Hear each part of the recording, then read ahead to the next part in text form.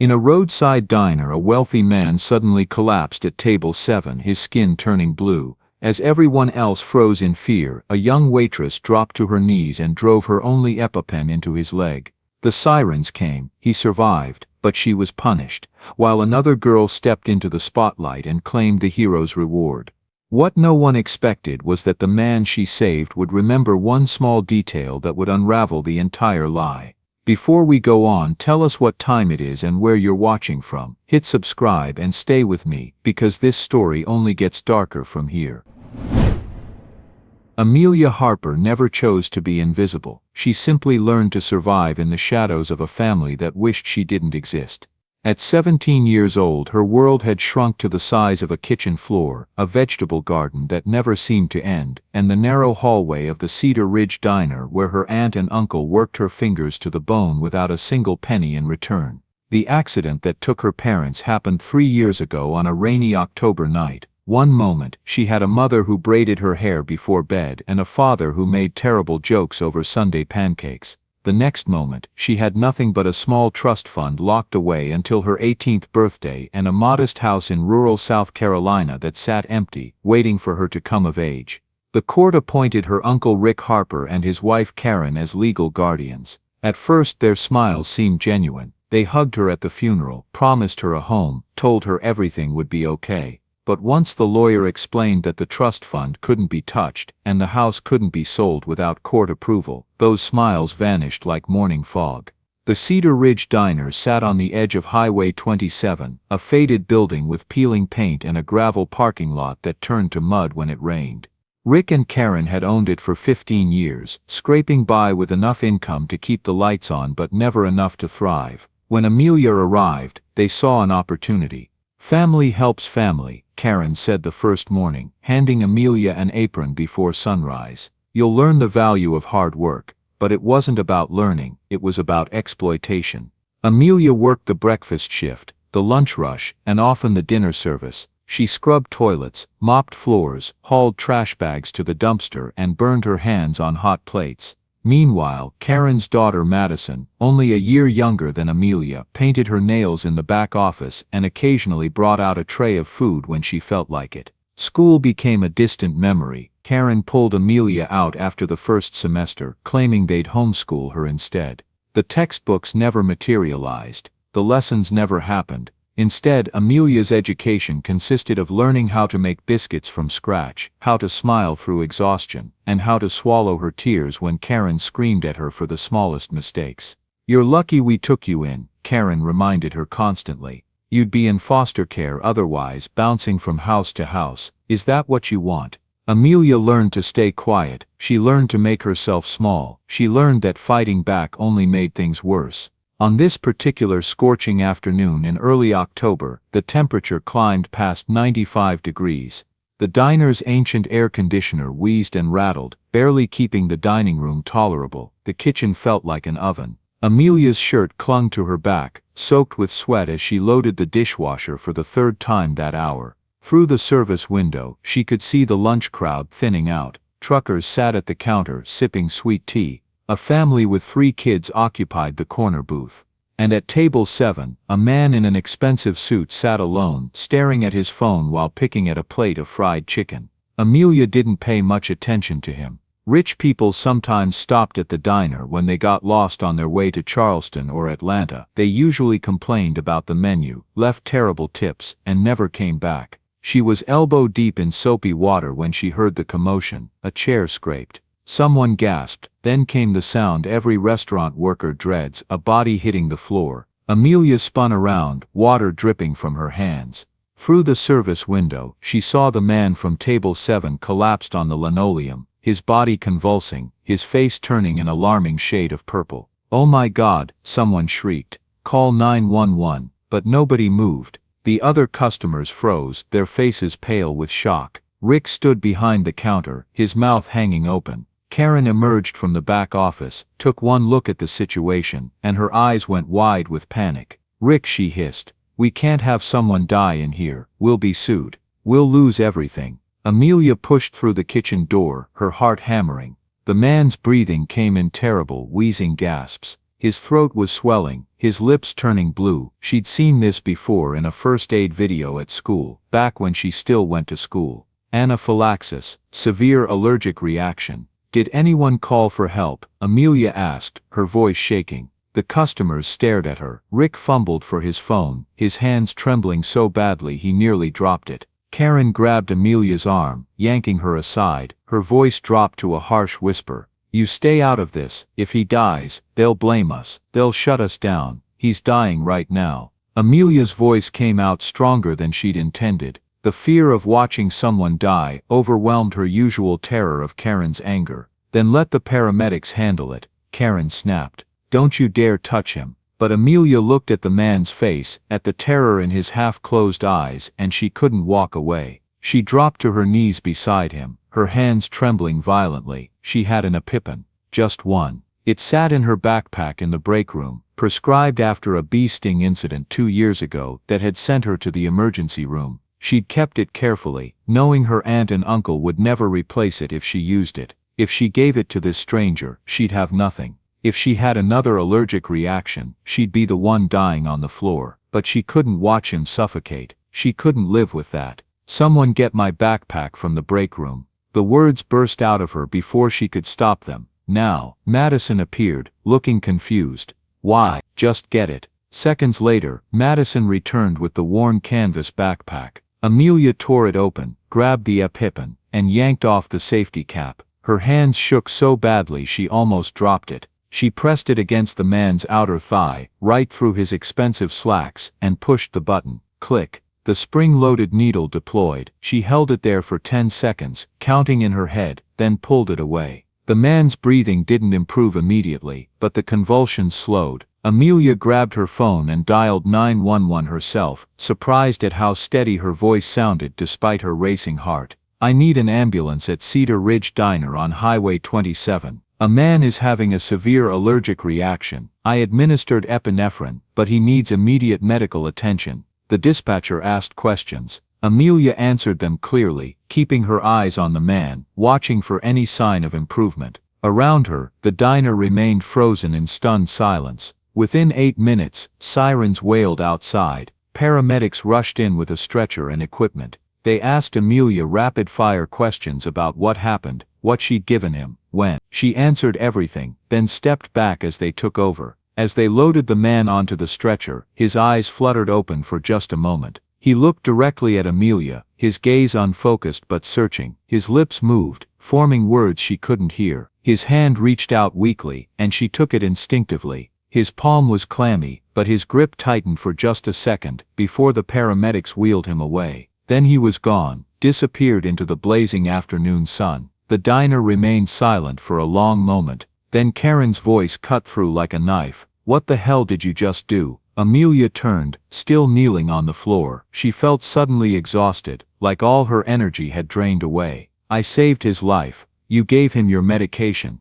Karen's face twisted with fury. Do you have any idea how much that costs to replace? And what if he sues us anyway? What if he says we poisoned him? He could have died, and that's his problem, not ours. Karen grabbed Amelia's arm, hauling her to her feet. You just put this entire business at risk. You just made us liable. How dare you make that decision without asking me first? Amelia's brief burst of courage evaporated. Her voice dropped to a whisper. You told me not to help him, and you should have listened. Karen's grip tightened painfully. Get to the back, clean yourself up, and don't you dare talk to anyone about this. Not the police, not reporters, nobody. Do you understand? Amelia nodded numbly. She walked to the break room on shaking legs, her mind spinning. Through the window she could see the ambulance pulling away, lights flashing. Her hands were still trembling as she washed them in the small sink. What had she been thinking? Karen was right, she'd risked everything. What if the man died anyway? What if his family sued? What if Karen threw her out? But then she remembered his eyes, that desperate, terrified look of someone who knew he was dying. She couldn't have walked away. Even now, facing Karen's rage, she knew she'd made the right choice. As she dried her hands, she noticed something on the floor near where the man had fallen. A small object, gleaming in the fluorescent light. She picked it up. A silver watch, expensive and heavy, with initials engraved on the back.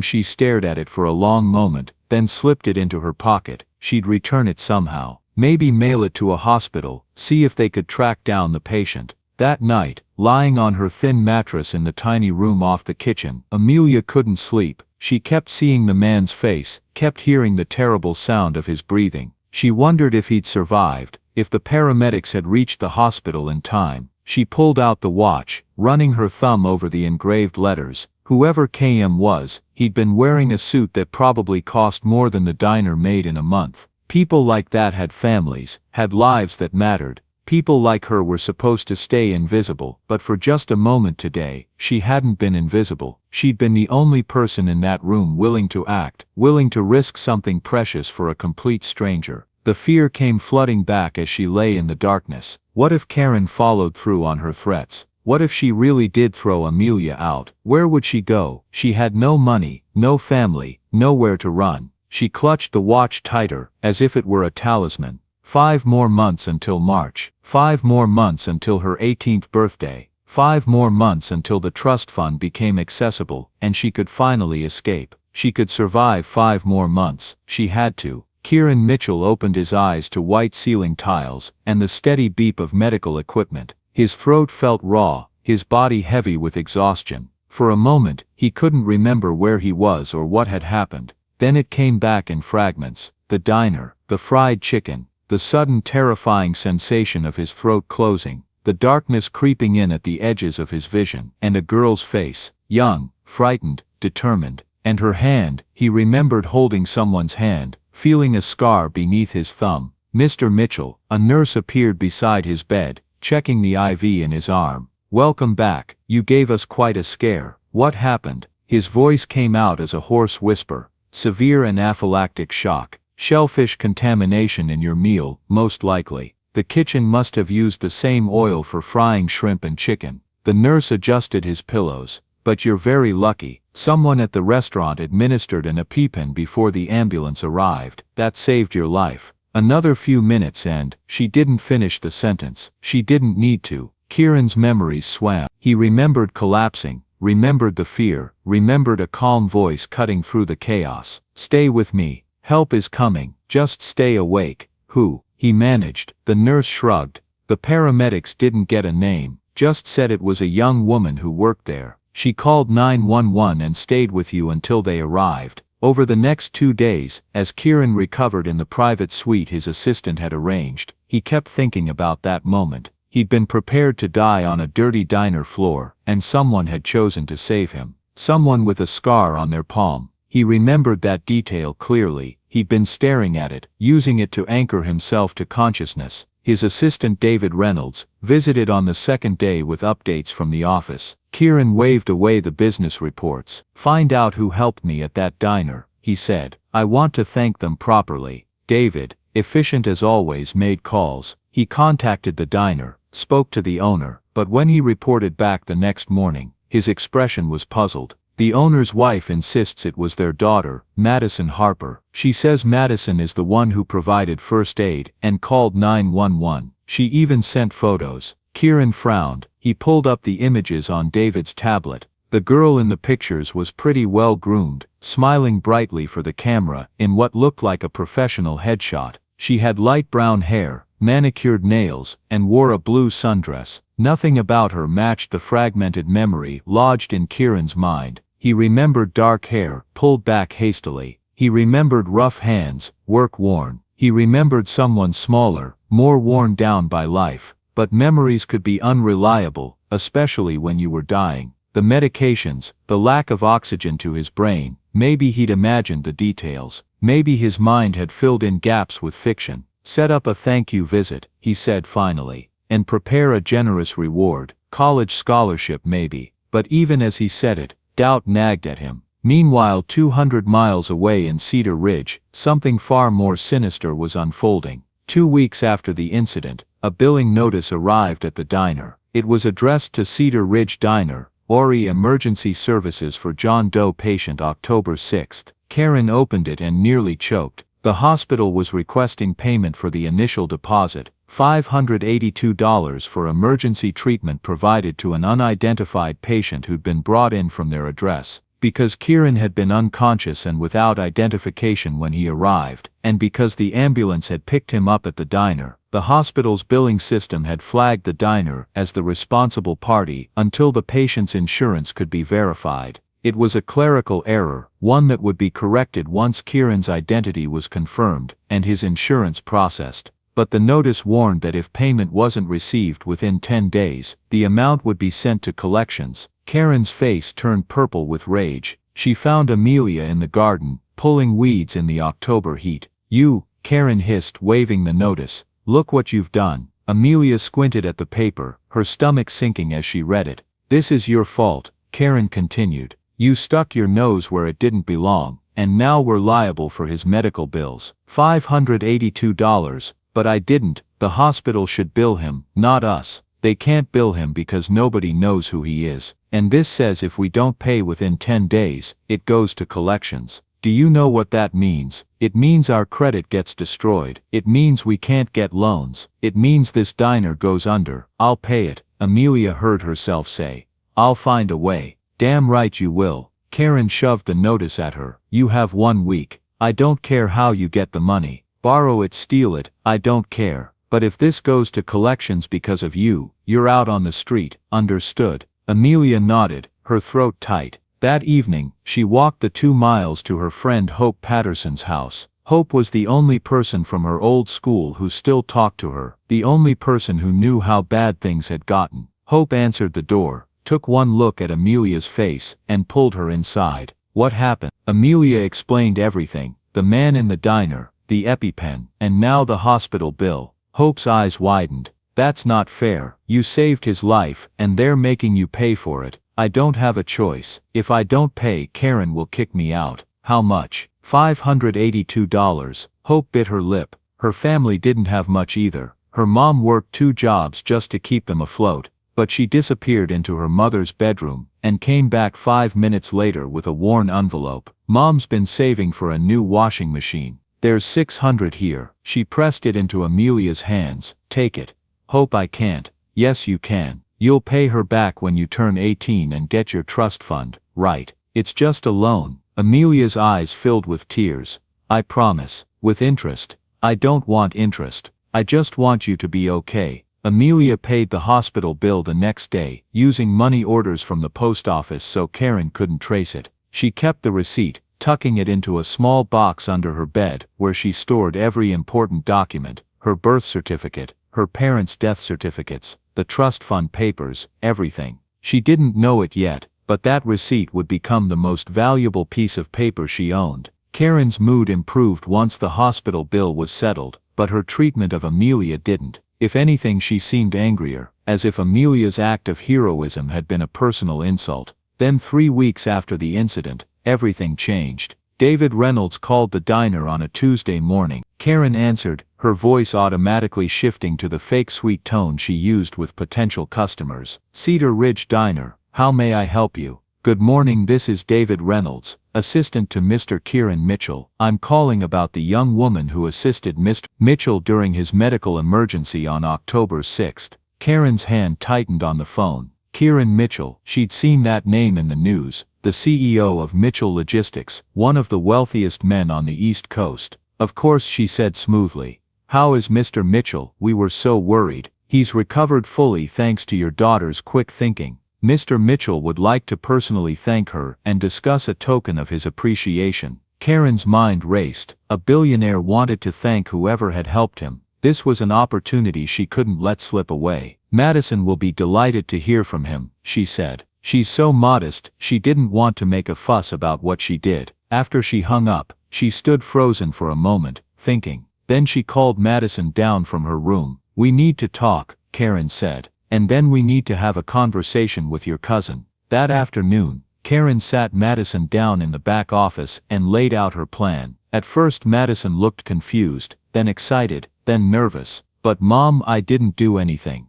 "Amelia was the one." "Amelia is a child living under our roof," Karen interrupted sharply. "Anything done in this household reflects on this family. You're just being the representative of that good deed, but it's lying. It's accepting credit for work done by this household." Karen leaned closer, her voice dropping. "Madison, listen to me. This man is a billionaire. He wants to thank whoever helped him. If he offers a reward, do you really think Amelia deserves it more than you? Madison bit her lip, her conscience warring with temptation. Think about college, Karen pressed. You want to go to a good school, right? We can barely afford community college, but if this man offers help, this could change your entire life, our entire lives. What if he asks questions? What if he figures out I'm lying? He was unconscious. He doesn't remember details. Karen pulled out her phone and showed Madison news articles about Kieran Mitchell. Look at him. He's busy, important. He just wants to feel good about thanking someone and moving on with his life. You smile, you're humble, you accept graciously, and everyone's happy. What about Amelia? Karen's expression hardened. I'll handle Amelia. The next morning, Karen woke Amelia before dawn and handed her an envelope. There's a seasonal work program 2 counties over. They need help at a farm stand for the next 6 weeks. You're going today. Amelia blinked, confused. But what about the diner? We'll manage without you for a while. The program pays minimum wage, $8.50 an hour, and you'll stay in a dorm with the other workers. It'll be good for you. Build character. Karen's tone left no room for argument. I don't want.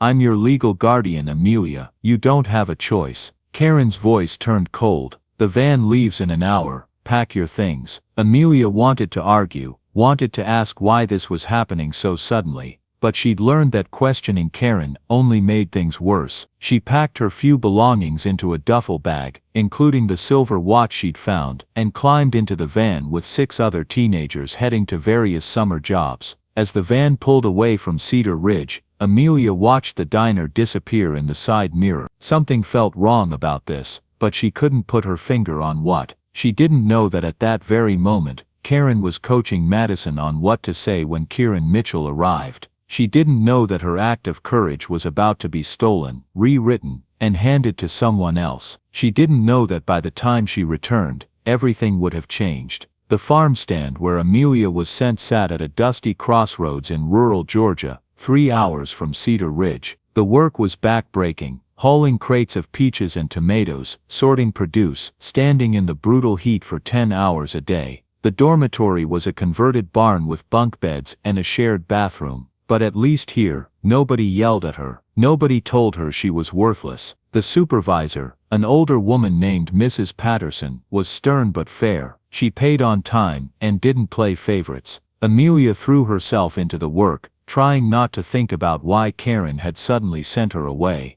The physical exhaustion helped. By the time she collapsed into her bunk each night, she was too tired to worry. 3 weeks into her placement, one of the other workers, a college student named Jessica, showed Amelia something on her phone during their lunch break. Look at this. Some girl saved a billionaire's life at a diner. Now she's getting a full ride to Duke. Amelia glanced at the screen and felt her heart stop. The photo showed Madison standing next to a distinguished-looking man in a suit, both of them smiling for the camera. The headline read, "Local Teens Quick Thinking Saves Tech CEO." "That's my cousin," Amelia whispered. "Really? Wow, you must be so proud." Amelia couldn't respond. She read the article with growing disbelief and rage. According to the story, Madison Harper had noticed Kieran Mitchell having an allergic reaction during lunch service at her family's diner. She'd immediately administered an EpiPen from the restaurant's first aid kit and called 911, staying calm under pressure while others panicked.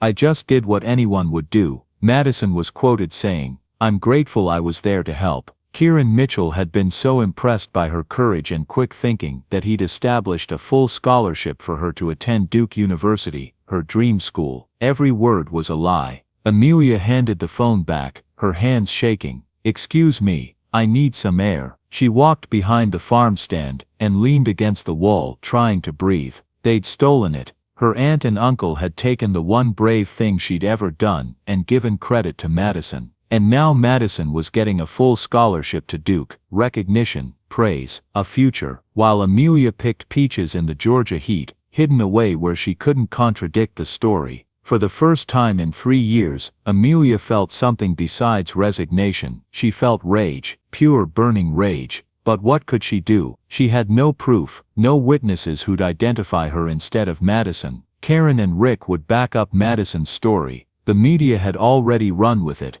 Who would believe an orphaned girl working at a farm stand over a billionaire's public statement and a family's united testimony? That night, Amelia pulled out the silver watch from her duffel bag. The initials KM gleamed in the dim light. Kieran Mitchell, that was his name. She thought about calling someone, telling the truth. But who? And what would she even say? In the end she tucked the watch back into her bag and tried to sleep. The lie had won, or so she thought. Kieran Mitchell stood in the elegant living room of his Raleigh home, looking at Madison Harper with growing unease. She'd arrived that morning with her parents for what was supposed to be a celebratory brunch, a chance to finalize the scholarship details and get to know the young woman who'd saved his life. But something felt wrong. Madison was polite, well-spoken, clearly intelligent. She answered his questions about school and her future plans with practiced ease, but she didn't match his memories. "Tell me again what happened that day," Kieran said gently. "Walk me through it." Madison's smile flickered for just a second. "Well, I was clearing tables when I noticed you having trouble breathing. I remembered my first aid training from school and realized it was anaphylaxis. What made you think of an EpiPen?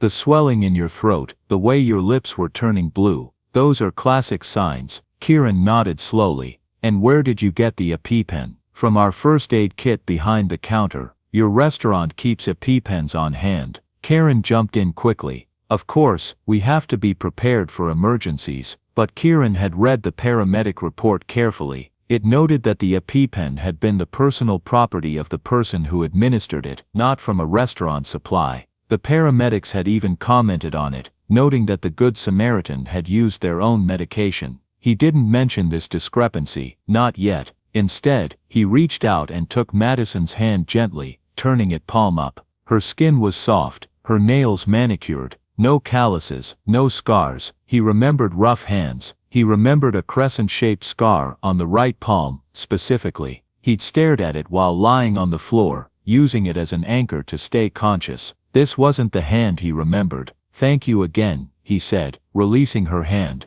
"You saved my life." Madison smiled, but it didn't reach her eyes. "I'm just glad you're okay." After they left, Kieran sat in his study, turning the encounter over in his mind. His mother, Grace Mitchell, found him there an hour later. "Well?" she asked. "How was the meeting?" "Strange." Grace raised an eyebrow. She was 72 years old, a retired prosecutor with 40 years of courtroom experience. Her instincts for deception were razor sharp. "Strange how? Something doesn't fit." Kieran pulled out the paramedic report and showed it to her. "Look at this." The paramedics noted that the EpiPen was personal property, but the girl said she got it from the restaurant's first aid kit. Grace read the report carefully. "Did you ask her about this?" "Not directly. I didn't want to put her on the spot." "Kieran, you're a brilliant businessman, but you're terrible at reading people when you want to believe in them." Grace set down the report. "That girl was lying about something. I could see it in her body language, hear it in her voice. The question is what and why. You think she didn't actually help me.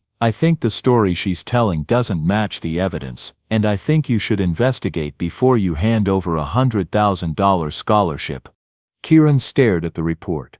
His mother was right. He'd wanted so badly to believe in this story, wanted to believe that a young person had shown remarkable courage and deserved to be rewarded, that he hadn't questioned the inconsistencies. "I'll look into it," he said finally. "Do it quickly," Grace advised, "before this goes any further."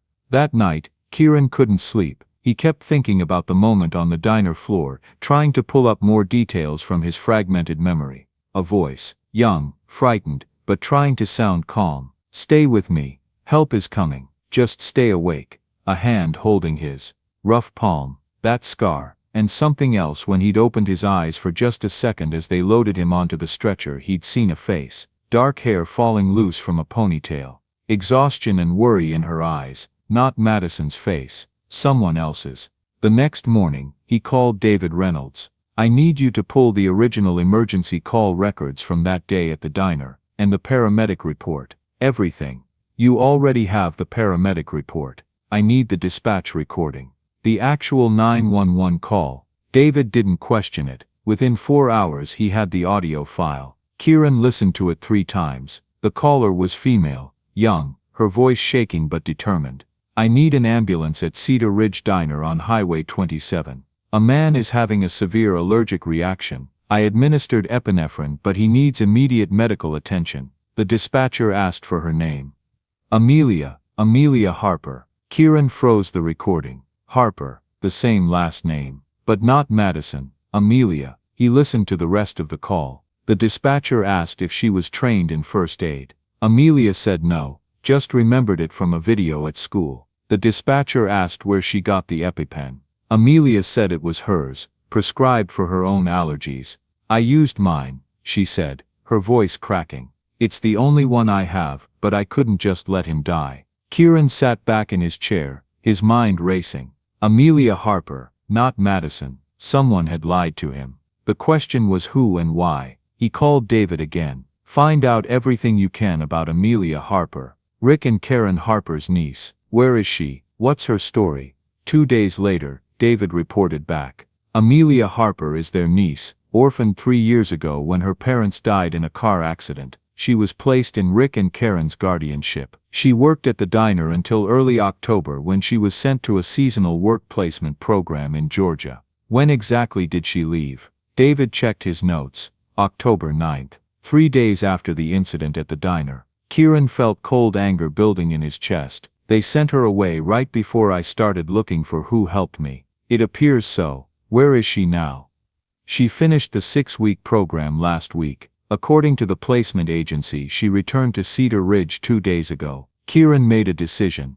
I'm going to Cedar Ridge. Tomorrow. Don't tell them I'm coming. Sir, if you're right about this, confronting them could get complicated. You should probably have legal counsel. Tomorrow, Kieran repeated. I'll drive myself. No security, no publicity. I need to see this with my own eyes. That night, he pulled out the recording again and listened to Amelia's voice. Young, scared, brave. I used mine. It's the only one I have, but I couldn't just let him die. She'd given up her only protection to save a stranger's life, and her family had repaid her by stealing credit for it and sending her away. Kieran thought of his own daughter, Emma, who died 5 years ago at 18. He thought about how he'd have wanted someone to protect her if she'd been in trouble. He was going to find Amelia Harper, and he was going to make this right. Kieran arrived in Cedar Ridge on a gray Saturday morning in mid-November. He parked his unmarked sedan 2 blocks from the diner and walked the rest of the way. Collar turned up,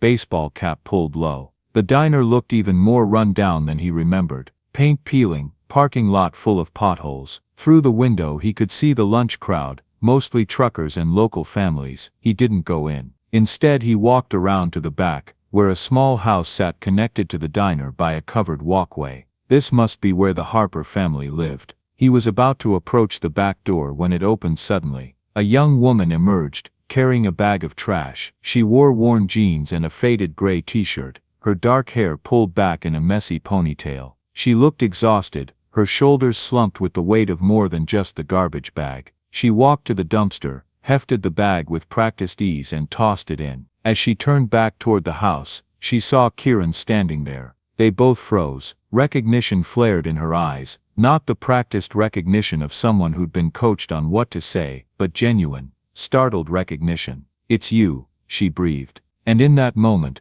Kieran knew with absolute certainty that this was the girl who'd saved his life. Everything clicked into place, the dark hair, the work-worn posture, the rough hands now gripping the edge of the dumpster. Amelia, he said softly. She nodded slowly, her expression wary and confused. How do you know my name?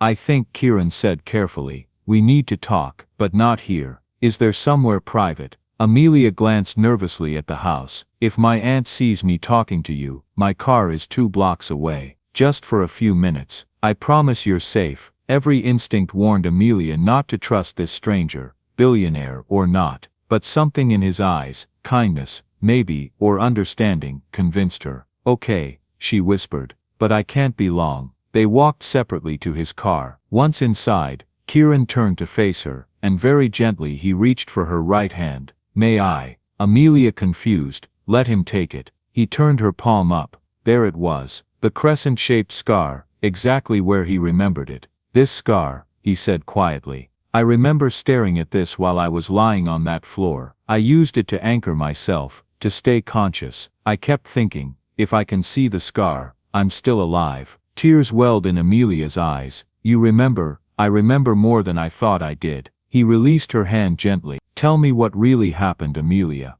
Tell me the truth. So she did. She told him about the lunch rush that day, about seeing him collapse, about how her aunt and uncle had frozen in panic, terrified of lawsuits. She told him about making the split-second decision to use her EpiPen, knowing it was the only one she had. I called 911, she said, her voice cracking. I stayed with you until the paramedics came. But then my aunt pulled me away. She was furious, said I'd put their business at risk. And Madison? Kieran asked, though he already knew the answer. Madison was in the back office the whole time. She didn't even know what was happening until after you were gone. Amelia's hands twisted in her lap. When you sent word that you wanted to thank whoever helped you, my aunt saw an opportunity. She sent me away to that work program, made me leave the same week, and told Madison to pretend she'd been the one who saved you. Why didn't you come forward? Why didn't you tell anyone? Amelia let out a bitter laugh. Who would believe me?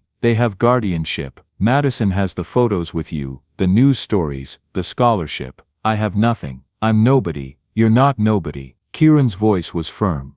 You saved my life, Amelia. For all the good it did me. The words came out more harshly than she intended. You know what happened when I got back from the work program. My aunt told me I owed her for the EpiPen. Made me give her every penny I'd earned that summer. Kieran felt rage building in his chest, cold and controlled. How much did you earn? The program paid $8.50 an hour. I worked 6 weeks, about 40 hours a week. After taxes, maybe $2,000. She took all of it. And the hospital bill. Kieran pulled out his phone and showed her the email he'd received from his insurance company. There was a clerical error initially. A bill for $582 sent to the diner before my insurance information was processed. Did they make you pay that too? Amelia's face went white. How did you know? I didn't, but I'm guessing. I had to borrow money from my friend Hope. $582 exactly. My aunt said if I didn't pay it within a week, she'd kick me out. Amelia's voice dropped to a whisper. So I paid it. Hope's mom had been saving for a washing machine. I took their money. Do you have receipts? I keep everything. Just in case. She met his eyes. I'm turning 18 next March. That's when I get access to my trust fund. I've been documenting everything, so I can pay Hope back with interest, and maybe hire a lawyer to help me get away from them legally. Kieran sat back, his mind racing through legal possibilities. March, that's 4 months away.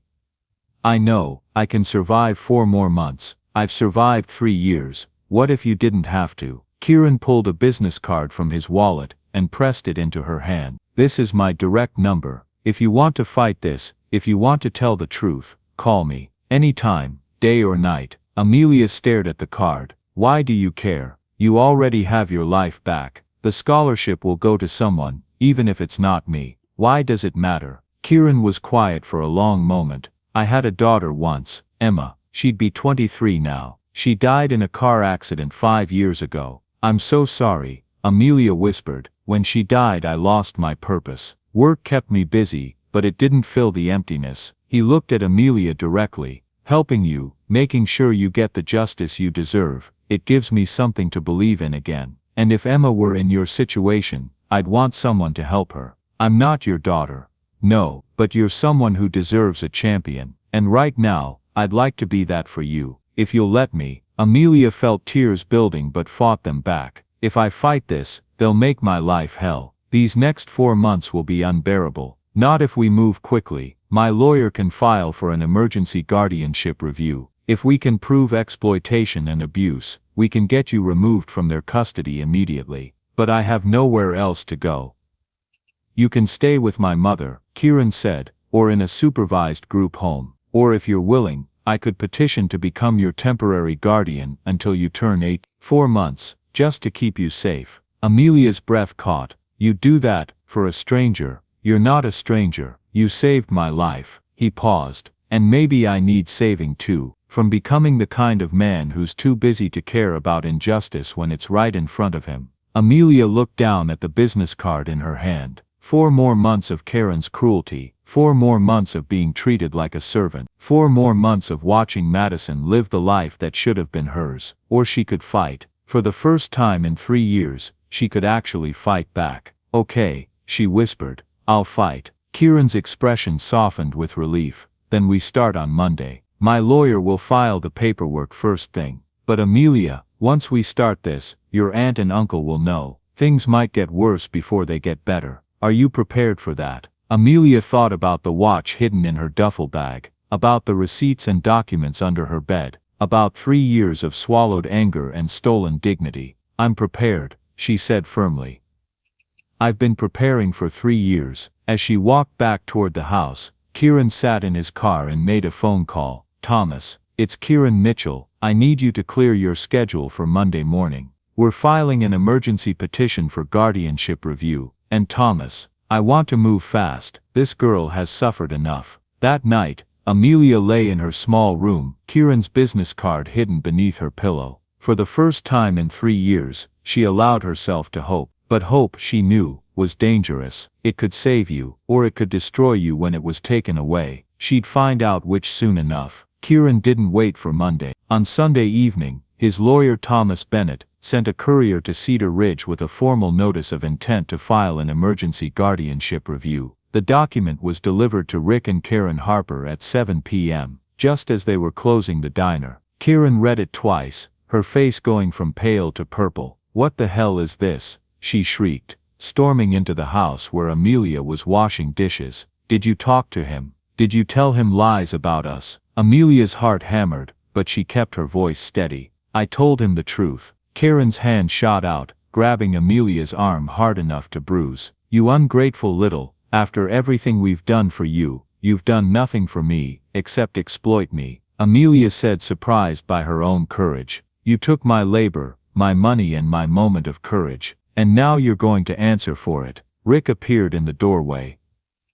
"Karen, let her go. If there's going to be a legal proceeding, we can't have marks on her." Karen released Amelia with a shove. "You think some rich man is going to save you? You think he cares about you? He's just trying to cover up the fact that he fell for our story. Once he realizes how much trouble you'll be, he'll drop you like yesterday's trash." "Maybe," Amelia said quietly, "but at least I'll have told the truth." She walked past them to her room, locked the door, and called the number on Kieran's card. He answered on the first ring. "Amelia, are you safe? They got the notice. They're angry but they haven't hurt me. Your lawyer was right. They're too worried about the legal case to risk anything physical." "Good. Pack a bag, small enough that they won't notice it missing. Tomorrow morning, a car will pick you up at 6 a.m. at the gas station 2 blocks from the diner. Can you get there?" "Yes. Bring any documents you have. Receipts, the trust fund papers, anything that proves their exploitation. And Amelia, once you leave that house tomorrow, you're not going back."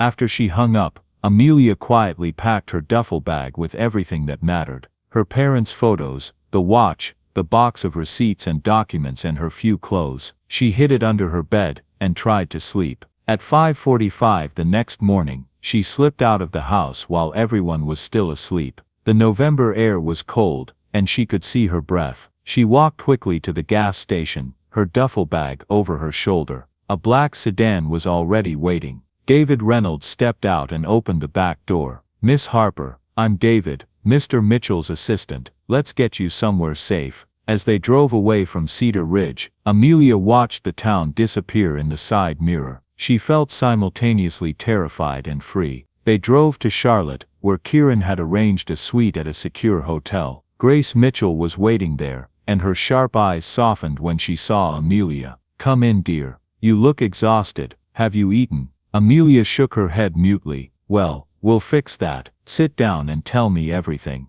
Over breakfast, Amelia laid out her story in detail. Grace listened carefully, occasionally asking questions, her legal mind cataloging every piece of evidence. "Do you have the receipt for the hospital payment?" Grace asked. Amelia pulled it from her box of documents. Grace examined it carefully. "This is good, very good. It proves financial exploitation. They made you pay a bill that was their responsibility." She looked up. "Amelia, I need to ask you something difficult. During your time with the Harpers, did they ever physically harm you?" Not really. Karen grabbed my arm sometimes, shoved me a few times, but mostly it was just working, all the time. No school, no pay, no life outside the diner. That's called forced labor, Grace said grimly. It's illegal. Combined with the financial exploitation and emotional abuse, we have a very strong case. The emergency hearing was scheduled for Wednesday morning, just 2 days away. Thomas Bennett had called in favors with the family court judge, arguing that Amelia was in an exploitative situation that required immediate intervention. On Tuesday afternoon, the other shoe dropped.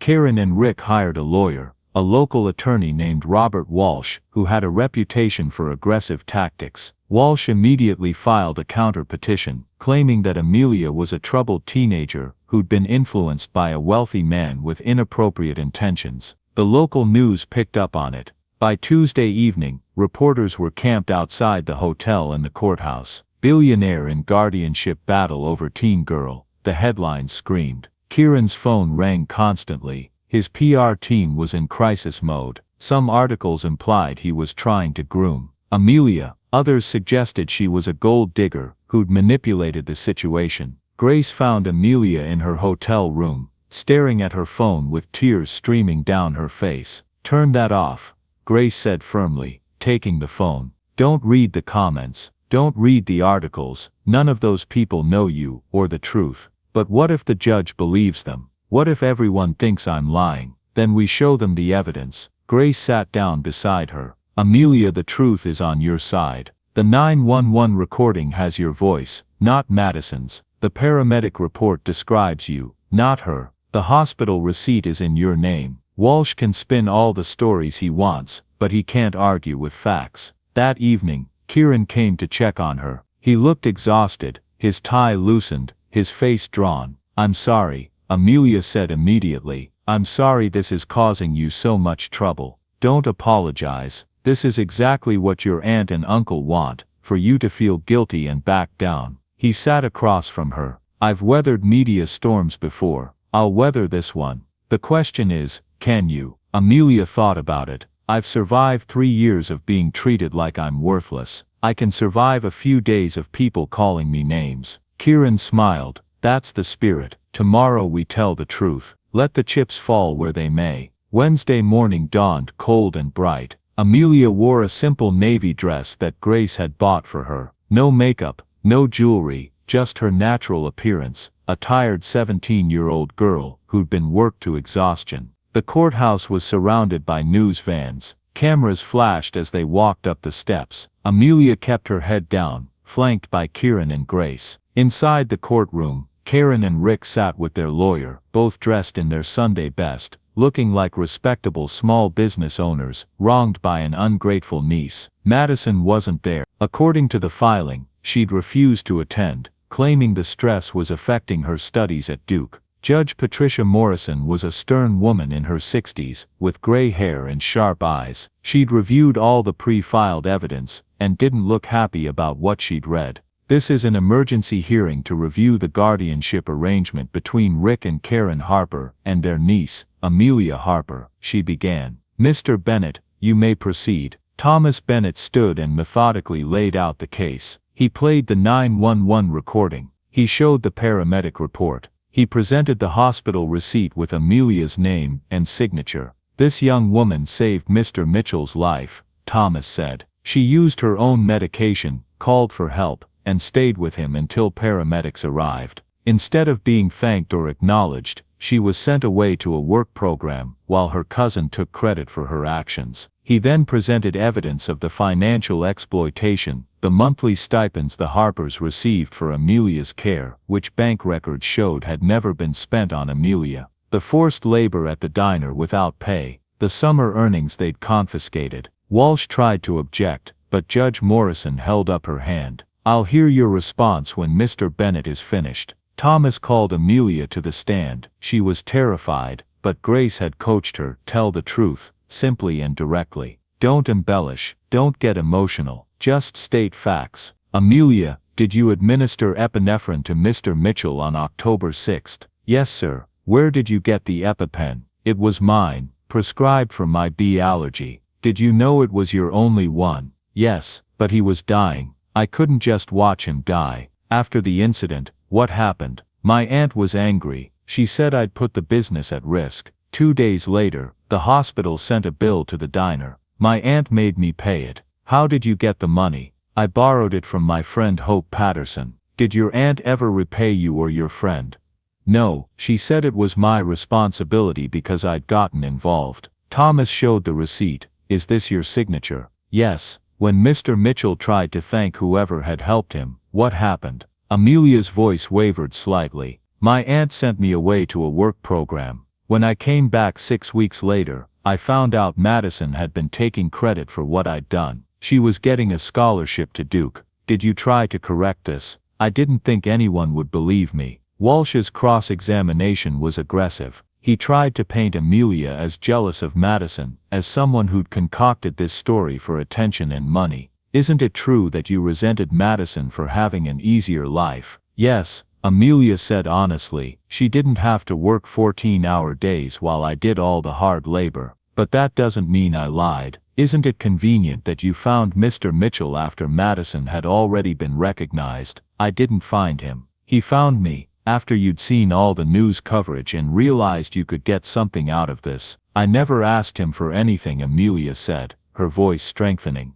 I didn't even tell him my name. He tracked me down because he knew something was wrong. Walsh tried to suggest Kieran's motives were inappropriate, but Judge Morrison cut him off sharply. Mr. Walsh, unless you have actual evidence of impropriety, stick to the guardianship issues. Walsh shifted tactics, calling Karen to the stand. She painted herself as a devoted aunt who'd taken in her troubled niece out of love. Amelia was difficult, Karen testified. Always complaining, never satisfied. We gave her a home, food, work to build her character. She was supposed to be homeschooled, but she refused to do the work. Thomas's cross-examination was surgical. Mrs. Harper, you received monthly guardianship stipends of $450, correct? Yes. To cover Amelia's expenses. Can you provide receipts showing how this money was spent on Amelia? Well, food, utilities, her room, specific receipts, Mrs. Harper, clothing purchases, school supplies for this homeschooling, medical care. Karen faltered. I don't keep every receipt. You don't have any receipts showing money spent specifically on Amelia, do you? The money went to household expenses, which you would have had whether Amelia lived with you or not. Thomas presented bank records. In fact, your bank statements show the guardianship money went into your general account and was spent on restaurants, clothing stores, and other discretionary purchases, none specifically for Amelia. The turning point came when Thomas called Hope Patterson to the stand. Hope, nervous but determined, testified about lending Amelia the money for the hospital bill. She was crying, Hope said. She said her aunt would kick her out if she didn't pay it. My mom had been saving for months for a new washing machine, but I gave Amelia the money because she needed it more. Did Amelia promise to pay you back? Yes, she said when she turned 18 and got her trust fund, she'd pay us back with interest. Has she? Not yet. She hasn't turned 18 yet. But I know she will. Amelia always keeps her promises. Judge Morrison called a 15-minute recess. When she returned, her expression was grave. I've reviewed all the evidence presented today, she began. The 911 recording clearly identifies Amelia Harper as the caller. The paramedic report describes her, not Madison Harper. The financial records show a pattern of exploitation, guardianship funds not spent on the ward, forced labor without compensation, and compelling the ward to pay a debt that was not legally hers. She turned to Karen and Rick. You accepted a position of trust when you became Amelia's guardians. You violated that trust in every possible way. You exploited her labor, misappropriated funds meant for her care, and then attempted to steal credit for her act of courage. Your Honor, Walsh began. I'm not finished, Mr. Walsh. Judge Morrison's voice was steel. I'm terminating the guardianship effective immediately. Furthermore, I'm ordering an investigation into potential criminal charges for fraud and exploitation of a minor. The Harpers are prohibited from contacting Amelia in any way. Karen gasped. Rick slumped in his seat. As for temporary guardianship until Amelia's 18th birthday in March, the judge continued. I've reviewed Mr. Mitchell's background check and financial records. Given his clear commitment to Amelia's welfare and the 4-month duration, until she reaches majority, I'm approving his petition for temporary guardianship. She looked at Amelia. Miss Harper, do you consent to this arrangement? Amelia stood. Yes, Your Honor. The gavel fell. Outside the courthouse, reporters swarmed. But this time, Thomas Bennett had prepared a statement. Today, justice was served. Amelia Harper is a brave young woman who saved a man's life and was exploited by those who should have protected her. Mr. Mitchell is honored to provide her with a safe home for the next 4 months until she reaches adulthood. No further questions. As they drove away from the courthouse, Amelia sat in the back seat between Kieran and Grace, watching Cedar Ridge disappear behind them. It's over, she whispered. No, Kieran said gently. It's just beginning. The media storm that followed the hearing was intense but short-lived. Once the facts came out, the 911 recording, the paramedic report, the evidence of exploitation, public opinion shifted dramatically. Articles that had questioned Kieran's motives were replaced with stories praising him for exposing guardianship abuse. Social media turned on Karen and Rick Harper with savage intensity. The diner's Yelp page was flooded with 1-star reviews. For Amelia, the attention was overwhelming. She'd gone from invisible to infamous in a matter of days. Kieran's solution was to get her out of the spotlight entirely. He enrolled her in a small private school in Charlotte, Riverside Academy, where the administration agreed to keep her presence quiet and the students were too well-mannered to gossip openly. After 3 years of fake homeschooling, Amelia was behind in most subjects. The placement test showed she was reading at grade level. Her mother had taught her to love books before the accident, but her math and science skills were years behind. The school assigned her a tutor, a patient retired teacher named Mrs. Ellen Rodriguez, who met with Amelia every day after classes.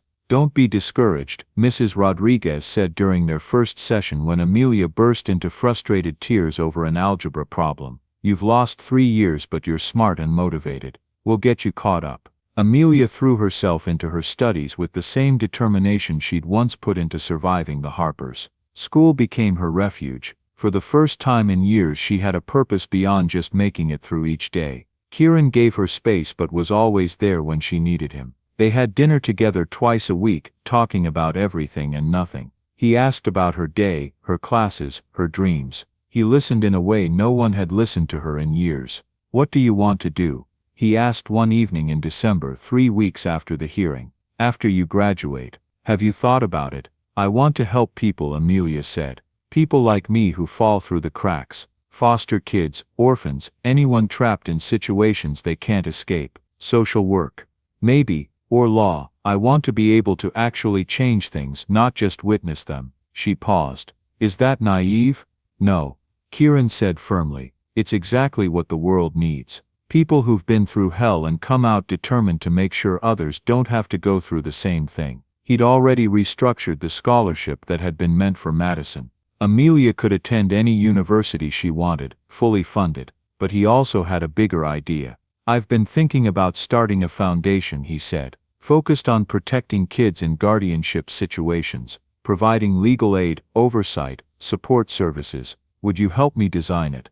Amelia's eyes widened. Me? I don't know anything about running a foundation. You know what it's like to need one. That's the most important expertise. Over the next weeks they worked together on the framework. Amelia shared her experience, and Kieran translated it into programs and policies. Grace contributed her legal expertise, helping them understand the regulatory landscape. They decided to name it the Emma Mitchell Foundation, in honor of Kieran's daughter. Are you sure? Amelia asked when he suggested it. It's your daughter's memory.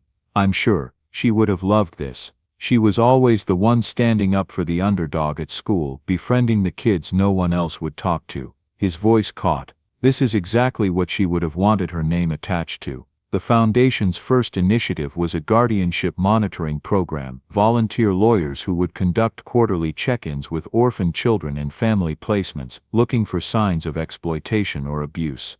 They launched it in January, and the response was overwhelming. Dozens of lawyers volunteered, and the tips that came in were heartbreaking. Story after story of children being worked without pay, funds being misappropriated, education being denied.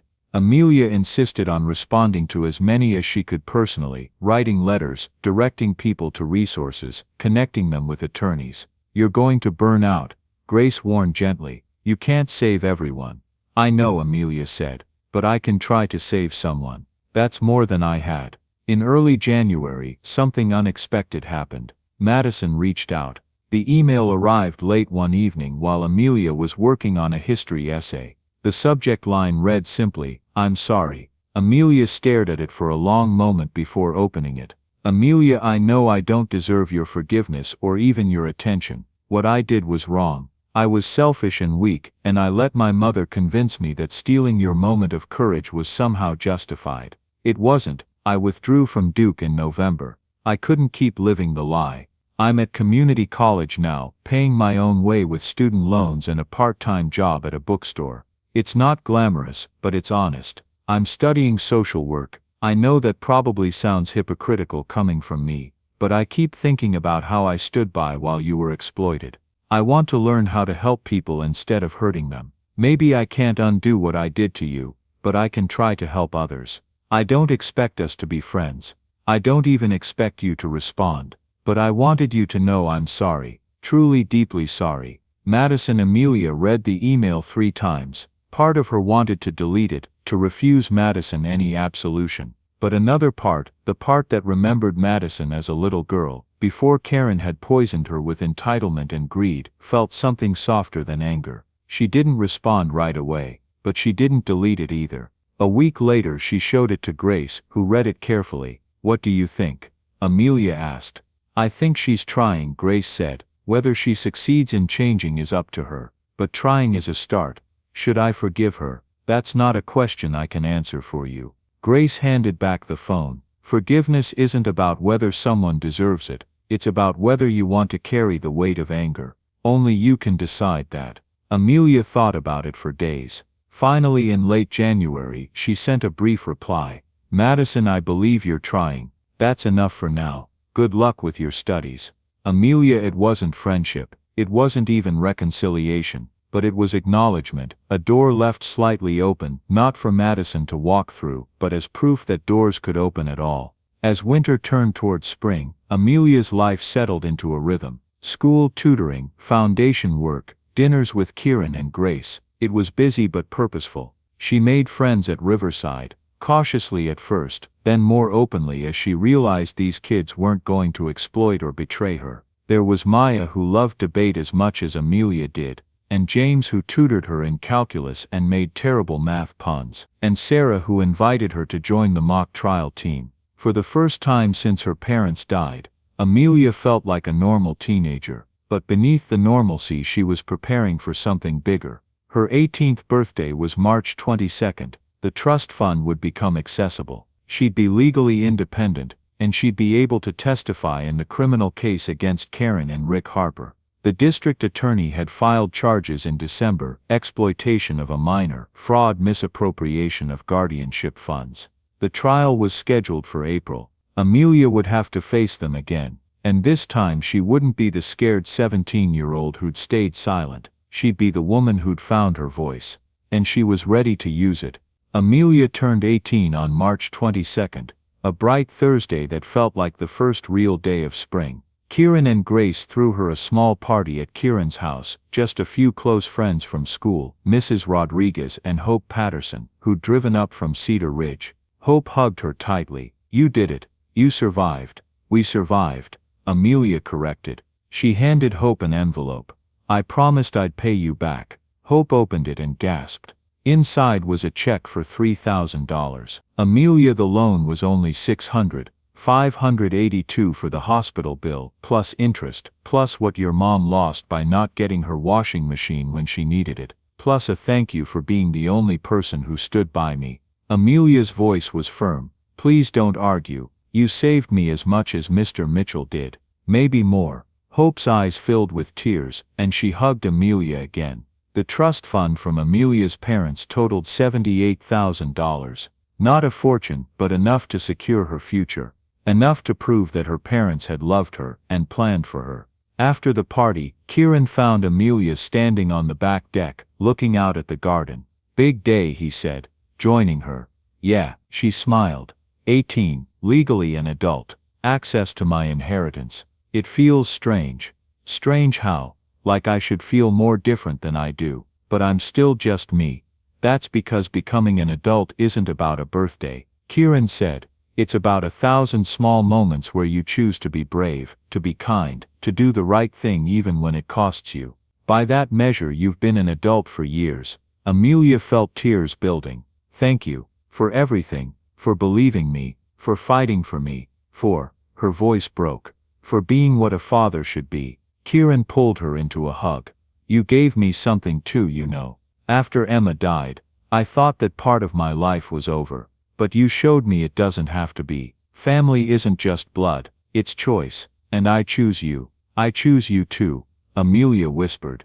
The guardianship had officially ended at midnight when she turned 18. But their relationship, this chosen family they'd built, that was permanent. 3 weeks later the criminal trial against Karen and Rick Harper began. The courtroom was packed. Media coverage had intensified again, with national outlets picking up the story. The case had become a symbol of guardianship abuse, and advocates were watching closely to see if justice would actually be served. Amelia sat in the witness area, flanked by Grace and Thomas Bennett.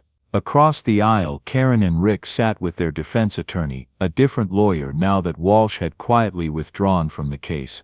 Karen looked older, harder. The diner had closed in February, unable to survive the publicity. According to reports, they were drowning in debt. Good, Amelia thought with satisfaction. The prosecution's case was methodical. They presented evidence of the guardianship stipends, $5,400 per year for 3 years, totaling $16,200, and showed that none of it had been spent on Amelia's education, healthcare, or personal needs. They showed time cards from the diner proving Amelia had worked an average of 60 hours per week during summer months and 40 during school months, all without compensation.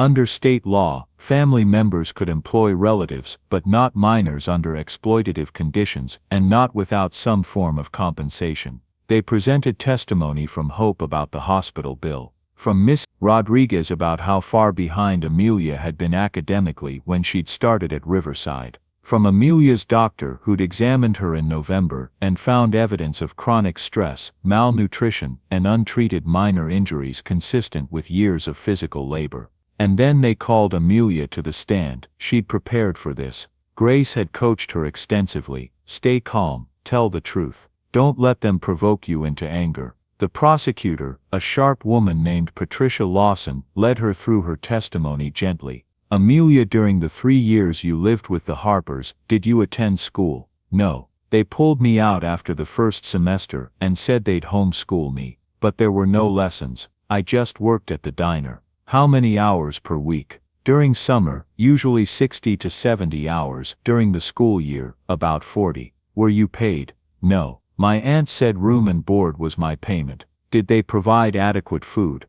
"I ate leftovers from the diner. Whatever customers didn't finish." A murmur ran through the courtroom. Judge Morrison gavelled for silence. The testimony continued for over an hour. Amelia described the day she'd saved Kieran's life, explained how she'd been sent away immediately afterward, detailed how she'd learned Madison was taking credit for her actions. The defense attorney's cross-examination tried to paint Amelia as an ungrateful niece who'd exaggerated normal family responsibilities. "Isn't it true that all teenagers are expected to help with family businesses?" "Yes," Amelia said, "but most teenagers also go to school and get paid for their labor, and aren't punished for saving someone's life. You claim you were malnourished yet you appear healthy now, because I haven't been living with them for 5 months, because Mr. Mitchell made sure I had adequate food and medical care. Isn't it convenient that a billionaire took such an interest in you?" Amelia's eyes hardened.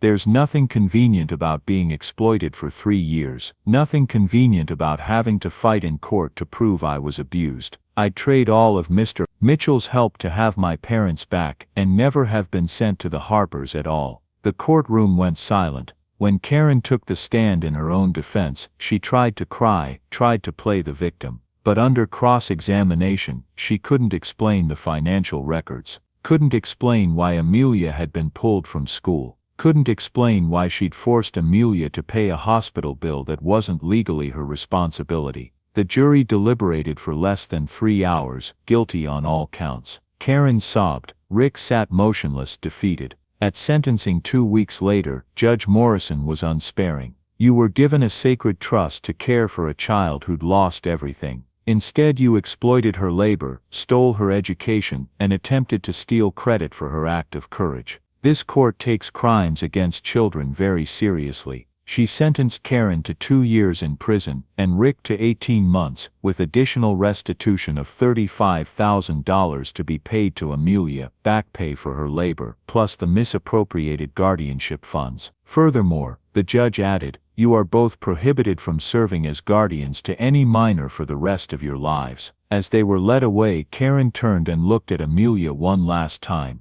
There was hatred in her eyes, but also something else, fear, maybe, or regret. Amelia met her gaze steadily and felt nothing. No satisfaction, no anger, no pity, just a quiet sense of closure. Outside the courthouse, reporters clamored for a statement. This time, Amelia stepped forward herself. I'm grateful to the jury for seeing the truth, she said, her voice clear and strong. But this case isn't just about me. There are thousands of children in guardianship situations across this country. Some are being cared for lovingly, others are being exploited just like I was. We need better oversight, better protections, and better consequences for those who abuse positions of trust. She paused. The Emma Mitchell Foundation is working on exactly that. If you want to help, visit our website. If you're a child in a situation like mine was, reach out. You're not alone. The reporters scribbled frantically. This wasn't the broken, scared teenager they'd seen at the first hearing. This was a young woman who'd found her voice and knew how to use it. That night, over dinner at Kieran's house, they toasted with sparkling cider. To justice, Grace said. To truth, Kieran added. To second chances, Amelia finished. They clinked glasses, and for the first time in years, maybe in her entire life, Amelia felt completely, perfectly safe. The acceptance letter from Georgetown arrived in April, thick and heavy. Amelia opened it with shaking hands, Kieran and Grace watching anxiously. Dear Miss Harper, we are pleased to inform you, she'd gotten in. Full scholarship, thanks to the Emma Mitchell Foundation's educational support program. She'd be starting in the fall, studying political science with a focus on family law. I'm going to college, she whispered. I'm actually going to college. Grace hugged her tightly. Of course you are. Did you ever doubt it? Every single day, Amelia admitted. Part of me still can't believe this is real. But it was real. The next months passed in a blur of preparation. Amelia finished her senior year at Riverside, graduating with honors despite starting so far behind. Her valedictorian speech focused on resilience and the importance of speaking truth, even when it's difficult. The foundation grew rapidly. By summer, they'd helped 32 children escape exploitative guardianship situations. They'd successfully lobbied for new oversight legislation in South Carolina, requiring quarterly independent reviews of all guardianship arrangements involving orphan minors. Amelia threw herself into the work, spending her summer before college as the foundation's first youth advocate. She spoke at conferences, wrote articles, and personally responded to hundreds of emails from kids in situations similar to what she'd experienced. You're going to burn yourself out, Kieran warned one evening in July, when he found her still working at midnight. I can't stop, Amelia said. Every email is someone who needs help. How can I ignore that? You can't save everyone, Amelia. You'll destroy yourself trying. Maybe, but I can save someone, and that someone might save someone else, and maybe that's how change actually happens, one person at a time. Kieran couldn't argue with that. In August, Madison reached out again, this time, a phone call instead of an email. I know you're busy, she said nervously, but I wanted to tell you, I got a social work internship with Family Services. I'll be doing guardianship monitoring. Like what your foundation does. That's good, Amelia said carefully. That's important work. I know I can't undo what I did, but maybe I can stop it from happening to someone else. Madison's voice cracked. I see you doing all this amazing work, helping people, and I'm proud of you. I know I don't have the right to say that, but I am. Amelia was quiet for a moment. Thank you. Do you think, would it be okay if I called sometimes? Not to be friends, necessarily, just to, I don't know, stay in touch. Amelia thought about it. Yeah, that would be okay. It wasn't forgiveness, not really, but it was something. A door opening, just a crack. When Amelia moved into her Georgetown dorm in late August, Kieran and Grace helped her unpack. The room was small but bright, with a view of the campus quad. Amelia's roommate, a girl named Jasmine from Oregon, seemed nice. As they were leaving, Kieran hugged her tightly. Call if you need anything, anytime. I will. And Kieran, she pulled back to look at him. Thank you, for everything, for believing me when no one else would, for fighting for me, for becoming, her voice caught, for becoming my family. You saved my life, Amelia. All I did was help you reclaim yours. No, she said firmly. You did more than that. You showed me what a parent should be. After they left, Amelia sat on her bed, looking around at her new life. College, freedom, a future limited only by her own choices. 3 years ago she'd been scrubbing floors at the Cedar Ridge Diner, believing she was worthless, believing she'd never escape. Now she was here. The journey hadn't been easy, it had been painful, terrifying, exhausting. But it had also revealed something important. Truth was powerful, courage mattered, and one person speaking up could change everything. She pulled out her laptop and opened her email. 43 new messages, most from kids asking for help with guardianship situations. She could ignore them. She could focus on her own life, her own education. But that had never been who she was. She opened the first email and began to type. Amelia Harper stood at a podium in Washington, D.C., addressing a room full of legislators and child welfare advocates. At 23, she'd already made a name for herself in guardianship reform circles. The Emma Mitchell Foundation had helped over 800 children escape exploitative situations, and her testimony had influenced new federal oversight requirements. The system failed me, she told the assembled crowd. Not because there weren't rules, but because no one was checking if those rules were being followed. My guardians received monthly stipends for my care, and spent them on themselves while I worked without pay. This shouldn't be possible, but it is, in every state in this country. She spoke for 20 minutes, her voice clear and strong. She detailed specific policy recommendations, mandatory quarterly check-ins, financial audits, anonymous tip lines, and serious consequences for exploitation. When she finished, the applause was thunderous. Afterward, a young woman approached her. She was maybe 19, dressed in worn jeans and a faded jacket. Her eyes held the same haunted look Amelia remembered seeing in mirrors years ago. "Excuse me, Miss Harper," the young woman said hesitantly. "I just wanted to thank you. Your foundation helped me get out of my uncle's house last year. The lawyer you connected me with saved my life." Amelia smiled warmly. "I'm so glad we could help. How are you doing now?" "I'm in community college, working part-time at a bookstore. It's hard, but it's mine, you know. My life is finally mine." "I know exactly what you mean." They talked for a few more minutes, exchanging contact information. As the young woman walked away, Amelia felt that familiar mix of sadness and hope that came with each person she helped. Kieran was waiting in the lobby when she came down. Now in his early 60s, he'd stepped back from the day-to-day operations of Mitchell Logistics to focus on the foundation full-time. His hair had gone completely gray, but his eyes were as sharp as ever. "How'd it go?" he asked. "Good. I think we made an impact." "You always do." They walked together toward the exit, where Grace Mitchell sat in the car, reading glasses perched on her nose as she reviewed legal documents for an upcoming case. She'd become one of the foundation's most valuable advisors, using her decades of legal experience to strengthen their cases. "Well," Grace asked as they climbed in.